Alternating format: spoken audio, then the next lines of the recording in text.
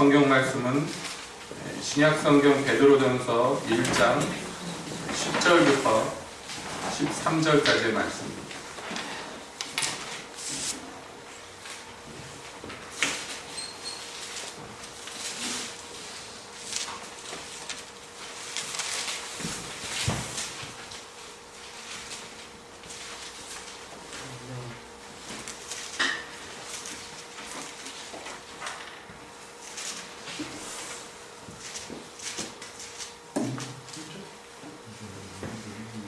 신약성경 베드로전서 제1장 10절부터 13절까지 이 시간 함께 보시겠습니다.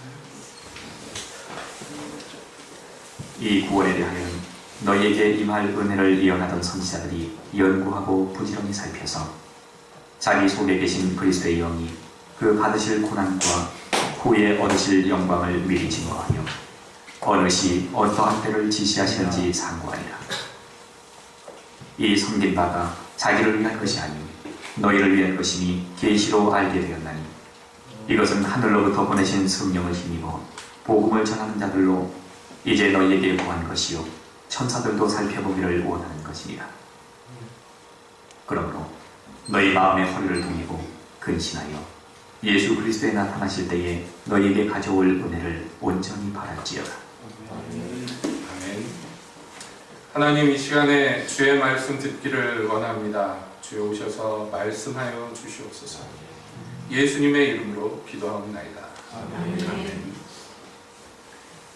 한 주간 평안하셨습니까? 아멘. 오랜만에 보는 얼굴도 있고 그렇게 건강하게 무사히 음악 나왔어요? 네, 그렇습니다. 근데 조금 들은 것 같아요. 자, 오늘은 12월 첫째 주일입니다.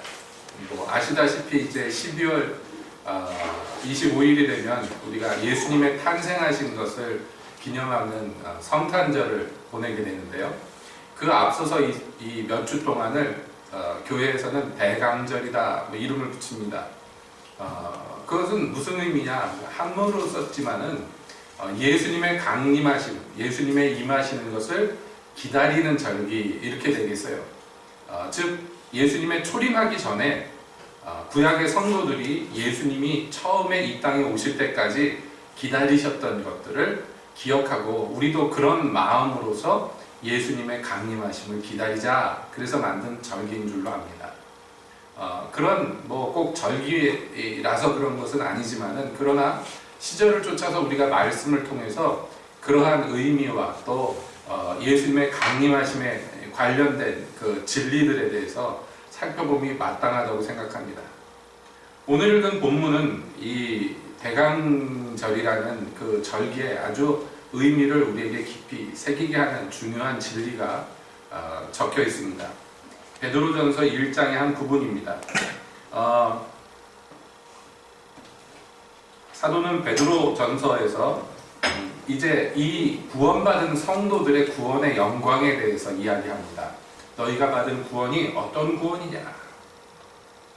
3절에서 이렇게 얘기합니다. 찬송하리로다 우리 주 예수 그리스도의 아버지 하나님이 그 많으신 긍휼대로 예수 그리스도의 죽은 자 가운데서 부활하심으로 말미암아 우리를 거듭나게 하사 산 소망이 있게 하시며, 이 예수 그리스도가 죽지 않고 다시 사심으로 말미암아 우리에게도 영생에 대한 산 소망을 주셨다. 이게 구원받은 자들의 받는 영광의 아주 대표적인 것이죠. 그 다음에 썩지 않고 더럽혀지지 않고 쇠하지 아니하는 기업을 잊게 하셨다. 곧 이 땅에 있지 않고 하늘에 속한 너희의 기업이다. 이렇게 얘기해서 우리가 하늘나라 백성이 되었고 하늘나라가 우리 소유가 되었음을 명백히 합니다. 이게 구원이거든요. 그 구원에 대해서 이제 쭉 나오는데 오늘 10절부터 읽었습니다만 그 구원에 대한 정의를 9절에서 이렇게 내립니다. 믿음의 결국 곧 영혼의 구원을 받음이라. 자, 믿음으로 말미암아 어떤 결실을 맺었어요. 믿음의 결국을 얻게 되었는데, 그것을 위해서 이 땅에서 고난받고 이 땅에서 고초를 겪는 것을 개의치 않는 이 성도들을 북돋아주고 이들에게 용기를 불러일으킵니다. 그러면서 너희가 곧 영혼의 구원을 얻었다. 믿음으로 말미암아 영혼의 구원을 얻었다. 이렇게 설명합니다. 이것이 우리 성도 일반이 받는 구원의 그 깊은 의미와 영광입니다. 여러분, 우리는요 영원한 생명을 얻었고 우리는 이 땅에 속하지 않는 영원한 나라, 하늘에 속한 나라를 기업으로 유산으로 물려받았으며 이 땅에서 우리의 생명이 설사 거두어짐을 받는다 할지라도 두려워하지 않는 우리 영혼의 구원을 이 믿음으로 말미암아 얻게 되었다는 것이에요. 그런데 이 모든 일들의 시초가 무엇이냐면 바로 예수 그리스도거든요. 예수 그리스도. 자, 이렇게 구원의 영광에 대해서 먼저 선포한 후에 이제 거기에 그 구원을 이루는 그 복음에 대해서 이제 설명을 하는데 그것이 오늘 읽은 본문의 내용입니다. 이 구원에 대하여는 라고 나오죠. 앞에서 구원에 대해서 얘기를 했단 말이에요. 그러면서 이 구원에 대하여는 그러면서 설명을 잘 보세요. 너희에게 임할 은혜를 예언하던 선지자들이 연구하고 부지런히 살펴서, 자, 우리가 이 구원을 얻었는데 이 구원을 얻는 도리, 어떻게 해서 우리에게 이 구원이 이르는가, 이 진리, 이것들을요 우리가 받았단 말이에요. 누구에게인가 받았기 때문에 그 결과로서 우리가 구원에 이르는 지식을 얻었고 믿음으로 그것을 취하여서 영생을 얻었단 말이죠. 그래서 그것을 거슬러 설명을 하는데 그 진리가 구원을 일으키는 그 은혜에 대한 진리가 이미 구약시대 때 있던 많은 선지자들로 말미암아 연구되었다고 먼저 이야기합니다. 예, 그렇습니다.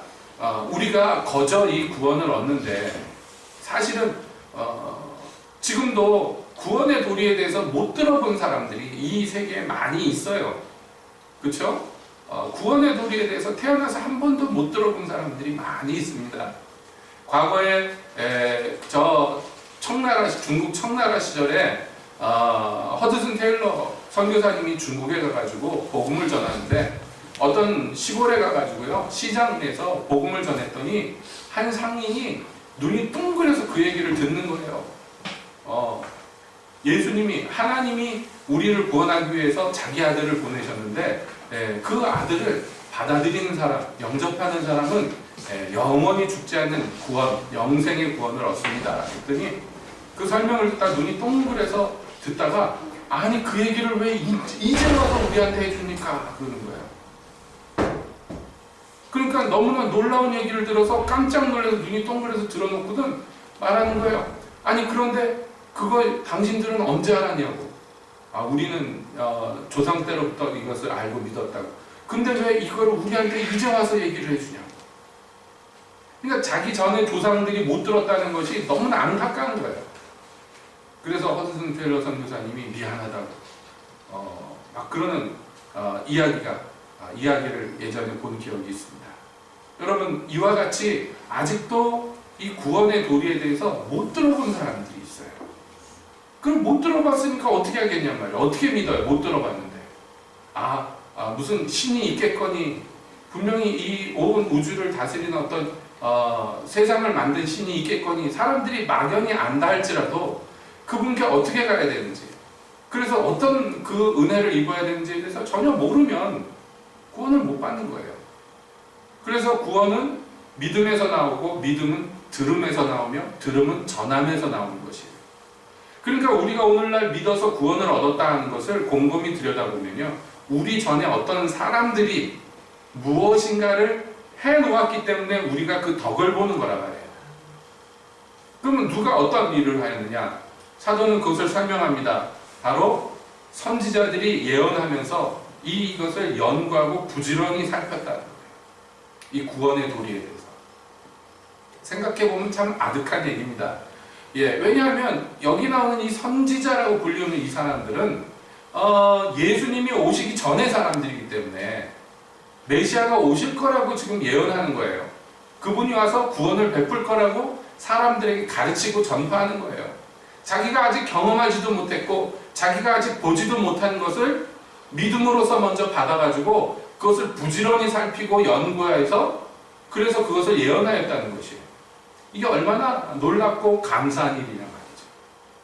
게다가 이 선지자들이 자기 속에 계신 그리스도의 영이 이 선지자들에게 이것을 가르쳐 주셨어요. 성령이 오시기 전에 그리스도의 영이 이 사람들 안에서 무엇을 가르쳐 주셨는데, 그리스도가 와서 고난을 받으시고 영광을 받으시고 그래서 우리에게 이 구원을 베푸실 거라는 것을 성령이 가르쳐 주셨다는 거예요.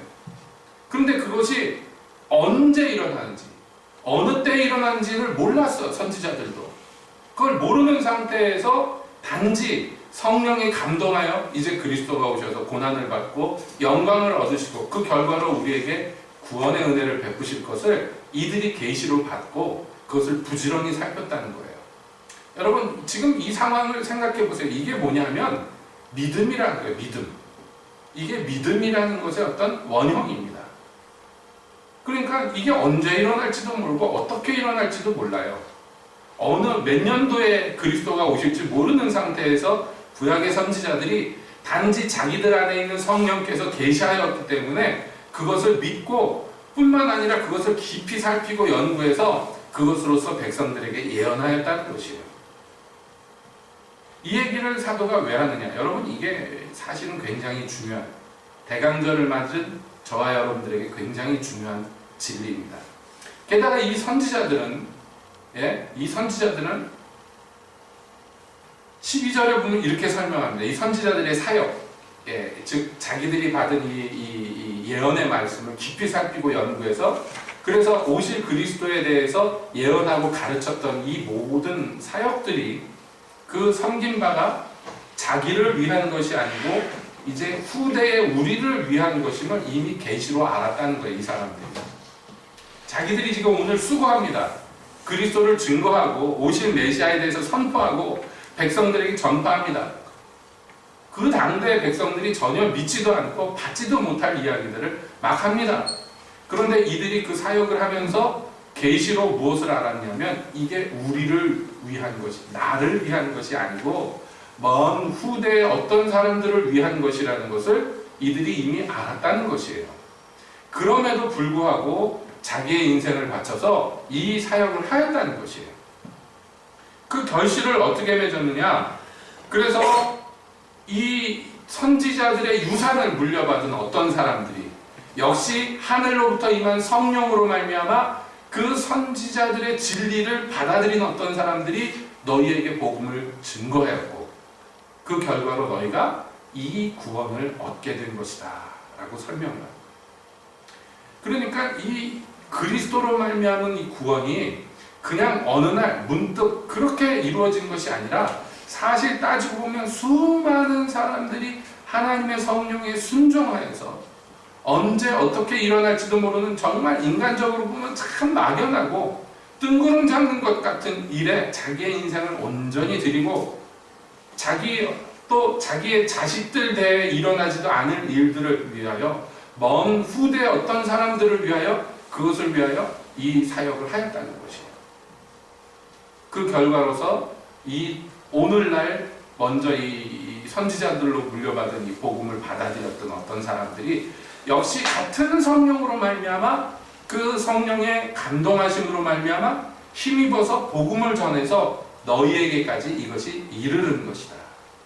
이 복음은 이렇게 이르는 이 장대한 복음, 예수 그리스도의 오실 것에 대한 예언, 그리고 마침내 예수 그리스도가 오셨을 때에 이분이 그 선지자들이 오랫동안 예언하던 그분이구나 하고 깨달아서 그 예수를 받은 사람들이 그래서 성령으로 말미암아 너희에게 이것을 증거했다. 이 복음을. 그래서 이게 구원이 되었다는 거예요. 이 엄청난 드라마들은 이 스토리는 천사들도 살펴보기를 그렇게 원하는 것이다 라고 설명합니다. 여러분, 그러므로 우리가 교회 와서 이렇게 앉아있는 것이요 엄청난 은혜입니다. 네? 하나님의 은혜이기도 하며 동시에요 수많은 사람들이 하나님의 성령에 순종하여서 그 성령에 사로잡힌 수많은 사람들이 자기를 온전히 들여서 섬겼기에 우리가 이 덕을 보게 된 것이다. 이 구원에 대하여는 이라는 얘기로 시작되어서 이렇게 결말을 맺는 것이 10절부터 2절까지의 말씀입니다. 이 구원이 어떤 구원이냐? 우리에게 임한 이 영원한 생명을 주시는 구원, 영혼의 구원, 이 구원이 어떤 것이냐?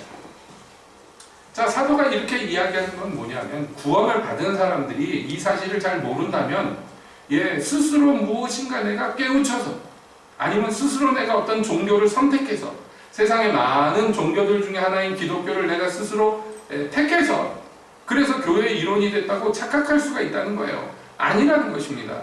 우리가 지금 무슨 돈 내고 무슨 표를 사서 예배당 들어온 것은 아니고 그냥 거저 들어왔지만, 이 거저들기 위하여 많은 사람들이 수고하고 많은 사람들이 소망하고 힘써 달려가는 결과가 우리에게까지 미친 것이다.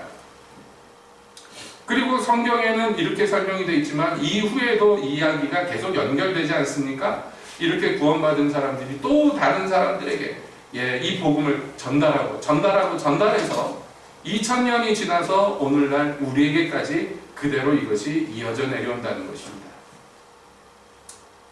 그러므로 여기에서 우리가 더 집중해서 봐야 될 것은, 도대체 구약 때 그 선지자들은 그러면 도대체 무슨 보장이 있어서 아직 오시지도 않은 이 메시아를 백성들에게 증거할 수 있었을까? 도대체 무슨 생각으로 이렇게 할 수 있었을까? 그러면서 깨닫는 것이 있습니다. 뭐냐면, 구약의 이 선지자들이 우리 전에 먼저 이 복음을 전달하기 시작했던 이 사람들이, 후대를 위해서 자기의 인생을 다 드렸던 이 사람들이 언제 어느 때에 오실지 모르는 메시아를 바라보고 소망하고 믿으면서 이 일을 했다면, 오늘날 우리에게도 똑같은 일이 일어나야지 마땅하지 않느냐 하는 거예요.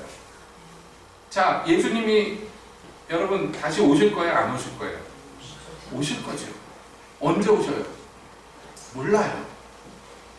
마치 구약의 선지자들이 메시아가 오신다는 사실은 굳게 믿었지만, 그러나 그게 언제인지는 아무리 생각을 해보고 연구를 해도 알 수가 없어요. 그럼에도 불구하고 굴하지 않고 그 오실 메시아를 바라보면서 예언하였다는 거예요. 그것을 연구하고 살폈다는 거예요. 후대의 사람들을 위해서. 오늘날도 똑같은 일이 일어납니다. 여러분, 예수님이 다시 오실 것입니다. 그것도 곧 다시 오실 것입니다. 우리가 그 징조와 예수님 다시 오실 때 일어날 일들에 대해서 알기는 알지만, 하지만 그 날과 시에 대해서는 전혀 알지 못합니다. 하나님이 알지 못하게 해놓으셨어요. 마치 예수님이 초림하셨을 때처럼, 처음 예수님이 이 땅에 육체를 입고 오셨을 때처럼 다시 오시는 예수님에 대해서도 우리는 아무 정보가 없습니다. 그 날과 시에 대해서는 그 정보가 정확하게 없어요. 그럼에도 불구하고 여러분은 그 오실 예수님을 믿습니까? 오실이라고 정말 확신합니까? 그럼 그것을 위해서 구약의 선지자들이 우리에게 물려줄 유산들을 그렇게 몇 년이 이어져 내려오도록 만들었다면, 여러분, 우리도 같은 일을 하는 것이 마땅하단 말이에요. 맞죠? 그래서 사도는 이 구원 얻은 무리들에게 자기들이 받은 구원이 얼마나 오랫동안 내려온 유산의 덕인지를 설명한 후에 그 다음에 이렇게 얘기합니다. 그러므로 너희는 어떻게 해야 될 것인가? 그러므로 너희는 너희 마음에 허리를 동이고 근신하여 예수 그리스도에 나타내실 때에 너희에게 가져올 은혜를 온전히 바랄지어다. 이렇게 설명. 이걸 다른 식으로 말을 바꿔버리면 어떻게 되느냐면, 그러므로 너희도 너희 예전의 구약의 선지자들이 그래야 하였듯 너희도 다시 오실 그 메시아, 은혜를 가지고 이 땅에 온전한 구원을 완성하러 오실 그 메시아를 기다리며 소망하며 오늘을 살아야 된다. 이렇게 설명하는 거예요. 이 얘기가 괜히 나온 게 아니에요. 그러므로 너희 마음에 허리를 동이고 근신하여 오직 다시 나타나실 예수 그리스도, 너희에게 온전한 은혜를 가져오실 그분을 기다려라 라고 얘기하는 거죠. 자, 우리가 정말로 믿음이 있다면, 믿음이라는 것은 사실은 우리가 너무나 막연하게 쓰는 경향이 있는데, 믿음이란 건 그렇게 막연한 게 아니라 굉장히 사실적이고 굉장히 실제적인 일입니다. 예? 우리 마음에 있는 믿음이라는 것이 유형으로 나타나지 못하기에 이것이 그냥 막연한 면이 있지만은 아닙니다. 이 믿음은요 정말 확실하고 실제적인 것이라, 우리 전에 이 믿음을 가졌던 사람들은 그 믿음을 위하여서 이 땅에서 나그네와 객과 같이 살았고, 악형을 당하나 구차히 그것을 피하지 않았고, 이 땅에서 유리하는 사람들처럼, 동굴과 토굴에서도 살고, 이 땅에서 나그네처럼, 이 땅에 아무 소유가 없는 사람들처럼 그렇게 살았단 말이에요. 왜냐하면 앞으로 자기들에게 임할 나라를 바라보았기 때문에, 앞으로 오실 메시아를 바라보았기 때문에 그렇게 살았습니다. 수많은 사람들이, 그래서 히브리서에서는 이 사람들을 뭐라고 설명합니까? 구름같이 허다한 증인들이 라고 설명합니다. 우리 전에 많은 사람들이 이 메시아를 바라보면서 그 경주를 하였단 말이에요. 우리는 그 사람들에 비하자면요 굉장히 유리한 입장에 있습니다. 왜냐하면 우리는 오신 메시아를 이미 알고 있고, 그분의 행적도 알고, 그분의 가르치심도 알고, 그분이 무엇을 이루셨는지를 그 많은 구약의 성도들이 알던 것보다 우리가 훨씬 더 자세히 안단 말이에요. 그러니까 저들은 앞으로 일어날 것을 바라보며 어떤 면에서 막연하게 바라보았지만 우리는 더 확실하게 바라본다. 우리가 믿는 바가 얼마나 유리하냐 말이죠. 그뿐만 아닙니다. 예수님의 초림하실 때에 그때에 이런 일이 있을 거다라는 예언이 없지는 않았지만, 그러나 예수님이 재림하실 때에 이런 일이 있을 거다 하는 것이 훨씬 더 많고 자세해요. 그렇죠? 예수님이 초림할 때 세상에 어떤 일이 징조들이 있을 것인가 구약의 사람들은 잘 몰랐습니다. 오시리라 하는 것은 알았지만 그분이 어떤 모양으로 오실 거에 대한지, 어떤 환경에서 오실 건지에 대해서 막연하였어요. 그러나 우리는 예수님이 어떻게 오셨는지에 대해서 분명히 압니다. 자, 심지어는 예수님이 탄생하시는 날 무슨 일이 있었는지도 다 알아요. 예수님이 태어나자마자 어디에 눕히셨는지도 알아요. 그래서 굉장히 디테일하게 알기 때문에 그것을 성화로도 그려놓고 그것을 모형으로도 만들어 놓고 합니다. 그런데 예수님의 재림에 대해서는 또 얼마나 우리가 더 자세히 합니까? 초림할 때 많은 사람들은 예수님에 대해서 잘 몰랐어요. 알기는 알았지만 그렇게 자세히 몰랐어요. 그래서 동방에서 온 박사들이 유대인의 왕이 어디서 나셨느냐 하니까 헤롯 성에 있는 온 사람들이 다 소동을 했어요. 왜냐하면 예수님이 베들레헴에서 나실 거에 대해서, 메시아가 베들레헴에서 나실 거에 대해서 아는 사람이 많지가 않았단 말이에요. 아주 전문적으로 율법을 연구하는 몇 명만 알았어요. 그래서 그 사람들이 가르쳐 줍니다. 반면에 여러분, 우리는요 예수님이 이 땅에 다시 오실 때 어떤 일들이 있을 것인가 알아요, 몰라요? 압니다. 예수님이 어떤 모양으로 오실 건지 압니까? 네, 압니다. 예수님은요 천사장의 호령과 나팔 소리와 함께 천사들과 함께 구름 가운데 임하시고 온 세상 사람들이 다 보는 가운데 이 땅에 강림하실 거예요. 하늘로부터 쫓아 이 땅에 임하실 거예요. 여러분, 우리가 굉장히 자세히 알지 않습니까? 그렇게 임하시기 전에 어떤 징조가 있는지에 대해서 우리에게 너무나 자세히 가르쳐 놓으셨어요. 물론 다 확실하게 명백하게 아는지 못하고 가리워진 것도 없지 않지만은, 그러나 초림하실 때에 비하자면요 우리는 너무나 많은 정보를 갖고 있습니다. 그러니 우리가 믿는 게요 훨씬 수월하고, 구약의 사람들이 그것을 하나님으로부터 받아서 부지런히 살피고 연구하였다면, 여러분, 우리는요 훨씬 더 쉽게 수월하게 살피고 연구할 수가 있어요. 그리고 훨씬 더 편하게 전달할 수도 있어요. 우리는 유리하다는 얘기를 하는 거예요. 재림하시는 예수님을 바라보기가 훨씬 유리합니다. 구약의 사람들에 비하자면. 구약의 그 선지자들이 자기의 받은 계시에 충성하여서, 그래서 막연하지만 그럼에도 불구하고 이 모든 것들을 후대의 사람들을 위해서 열심히 전달하였다면 여러분 우리는 얼마나 더 열심히 해야 되겠냐, 얼마나 더 많이 해야 되겠냐, 이렇게 유리한 수월한 입장이 있는 거예요. 그러니까 이 대간절을 맞아서 특히 정말 아셔야 될 부분이 이거예요. 우리가 그러니까 예수 그리스도의 나타나실 때를 위하여 마음의 허리를 동이고, 마음의 허리를 동인다는 게 뭐 말하자면 그런 거죠. 지금 우리가 입는 옷들은 여러분 이렇게 단추가 있고 뭐 자크가 있고 그래서 여미기가 쉽지만은, 그러나 고대 옷들은요 단추가 이렇게 있고 막 그런 옷이 아니잖아요. 그러니까 우리나라 한복도 생각해 보세요. 우리나라 한복도 앞에 이거 뭐라 그럽니까? 이렇게 묶는 거? 예? 옷걸음으로 왜 묶어요? 왜 묶었어요 이거를? 단추가 없어서예요. 쉽게 얘기하자면 다른 방법으로 옷을 이렇게 여밀 수 있는 것이 없기 때문에 줄로 아예 옷에다가 박아가지고 줄로 그냥 묶었죠. 그러니까 유대인들이나 로마 시대 때 사람들이 여러분 뭐 그림 같은 거 보시면 알겠지만은 토가라고 해가지고 천으로 그냥 둘둘 만 거예요. 옷이라고 위에다 덮어놓은 거예요. 담요 같은 거 뒤집어 썼다고 생각하시면 됩니다. 그러니까 이거 그냥 그 상태로 돌아다니면요 너플너플해가지고 금방 벗겨집니다. 그러니까 이게 안 벗겨지게 하려면 어떻게 해야 되느냐면, 그래서 허리띠가 필요한 거예요. 그래서 우리가 쓰는 지금 벨트 같은 게 아니라 넓은 천으로 이 허리와 배 부분을 둘둘 몇 번이나 감아가지고 꼭꼭 묶어놓는 것이에요. 그래서 이 옷이 여며지게 만드는 것입니다. 근데 우리 마음을 비유컨대 이와 같이 비유했단 말이에요. 여러분 우리 마음이 마치 이 고대 사람들이 입던 옷과 흡사한 면이 많아요.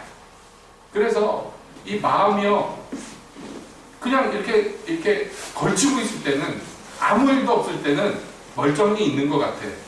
그런데 자극이 있어. 바람이 분다든지 뭐 조금만 환경이 달라지면 금방 너플너플해가지고요. 바람이 좀 세게 불면 어떻게 됩니까? 마음을 자기 마음인데도 불구하고 컨트롤을 못해요. 이게 훌러덩 날아가 버리면 그때부터는 난리가 나는 거예요. 막 마음이 뒤집어지고 엎어지고. 여러분 이거 어떻게 합니까? 마음이 자기 건데, 마음의 주인이 자기인데 자기가 그걸 다스리지 못해요. 그러면 안 된다는 거예요. 정말 예수 그리스도 다시 오실 날을 너희가 기다리고 있다면, 그날에 임할 그 영원한 이 영생과 구원의 완성의 그날을 정말로 바라보고 있다면 오늘 어떻게 해야 될 것인가? 내 마음이 칠락팔락하든 그대로 놔두지 말고 허리띠를 단단히 동이라는 거예요. 허리띠를 단단히 동이래. 그래서 단정하게 마음이 왜 세상에 휩쓸리지 않고 바람에 휘날리지 않고 자극에 반응하지 않도록 내 마음을 허리띠로 동인 것과 같이 그렇게 단정하게 있으라는 거예요. 여러분 좀 전에도 말씀드렸습니다만은 이 말세, 예수님이 다시 오실 때 징조 중에 하나가 뭐냐면 시험이 극심할 거예요. 고난과 환난이 극심할 것이며 유혹이 더 극심할 거예요. 그런 것들이 다 있었지만 그러나 이 마지막 날에는요 정말 심하게 일어날 거예요. 그렇기 때문에 예전 사람들보다 마음을 동이지 않으면요 여러분 이놈의 마음이 온전히 재구실을 할 수가 없어요.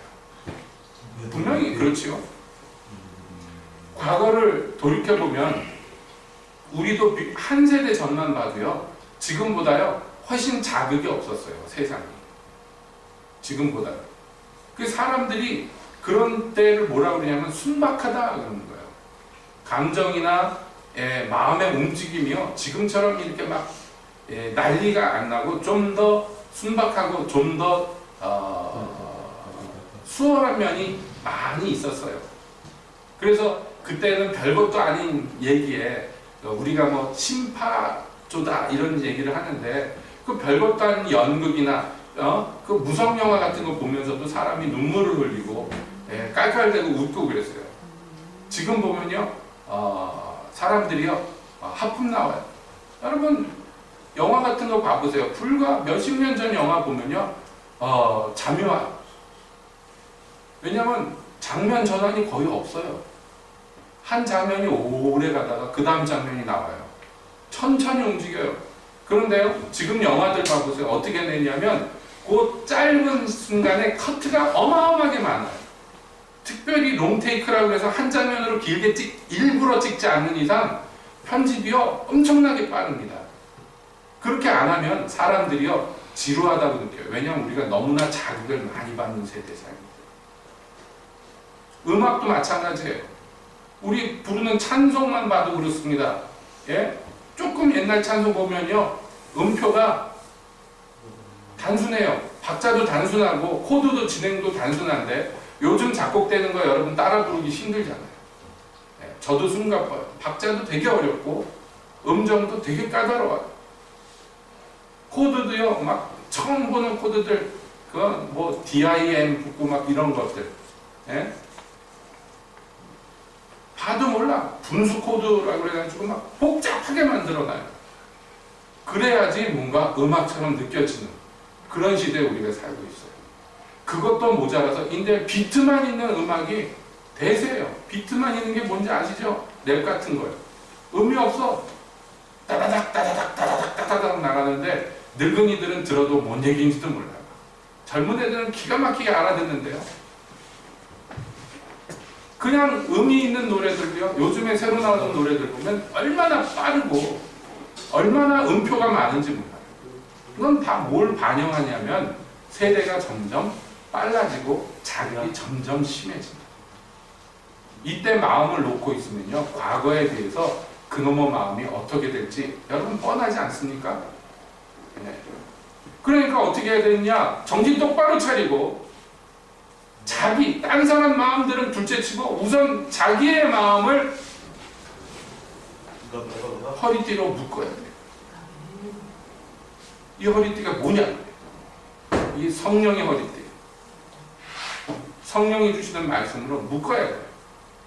말씀으로 나를 다스려야 돼요. 진리로 나를 다스려야 돼요. 그래서 내 마음이 온전히 주의 진리에 복종하게 만들어야 돼요. 세상의 흐름에 휩쓸려가지 않도록 지켜야 돼요. 무릇 지킬 만한 것보다 자기 마음을 지켜라. 성경은 분명히 얘기합니다. 그러시겠어요, 여러분? 어떻게 하겠어요? 마음의 허리띠를 동이고 그 다음에 뭐냐면 근신하라. 성경에서 이런 얘기 너무 많이 나오죠. 근신하라.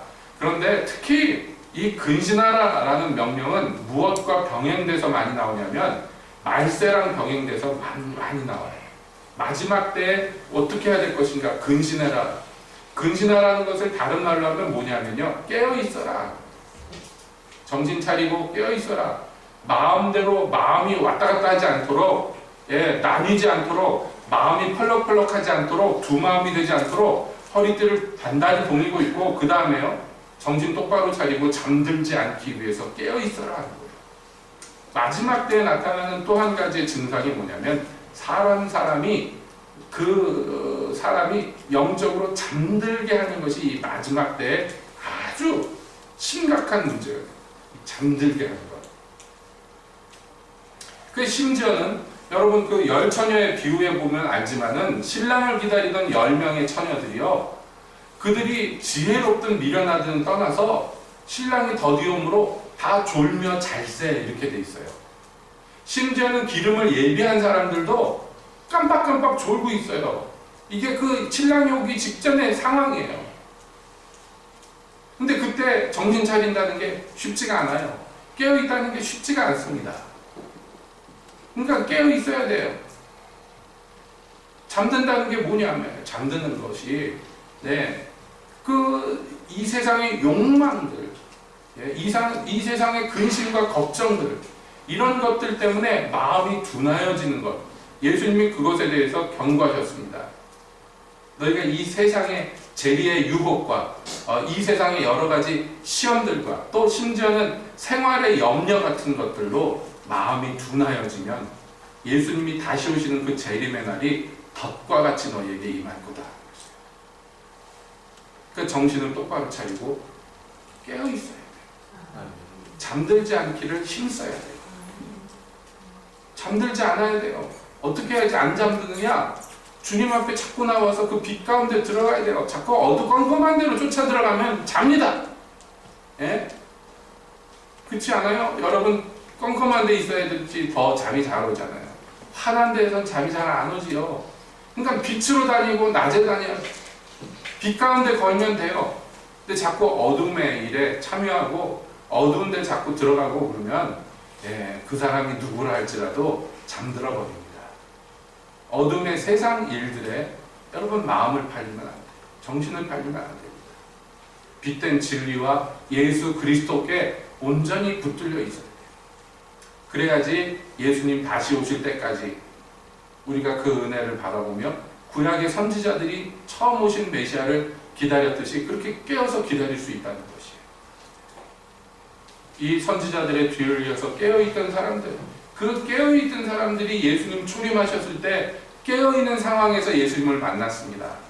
아시다시피 성전에서 과부되어서 오랫동안 금식하며 주를 섬기던 안나 같은 할머니, 시므온 같은 할아버지, 성령에 충만하여서 네가 메시아를 보기 전까지는 죽지 아니하리라 주님이 약속하신 거 믿고 그 노구를 이끌고 성전을 거닐던 그 시므온과 같은 할아버지, 이런 사람들이 메시아가 오셨을 때 기쁨으로 맞고 찬양하면서 맞을 수 있었어요. 그렇지 못한 사람들, 성경에 대해서 빠삭하게 알고 예수님이 베들레헴에서 탄생하실 것까지 다 알았지만은 그럼에도 불구하고 잠들어 있던 사람들은요, 메시아가 이 땅에 왔으나 영접지 않았어요. 심지어는 예수님을 죽이고자 하는데 가장 앞장섰던 사람이 되어버리는 것입니다. 여러분, 이 마지막 때에도 똑같은 일이 일어날 것입니다. 많은 그리스도인들이요 배교할 것이며, 그리고 다른 그리스도인들을 잡아 죽이고 핍박하는 데 앞장서게 될 것이라고 예언되어 있어요. 왜 그러냐? 그 사람들은 그리스도인이 아니었기 때문이냐? 그것도 맞는 얘기겠지만은 그보다는요, 그리스도인으로서의 그 깨어있는 데 실패하였기 때문에.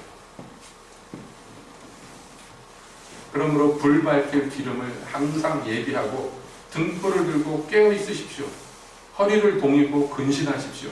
예수님이 다시 오십니다. 처음에 오시리라 한 예수님이 정말 오셨듯이 다시 오시리라 한 예수님이 정말 다시 오실 것입니다. 우리가 그것을 믿고 굳게 서시기를 예수님의 이름으로 축복드립니다. 기도하겠습니다.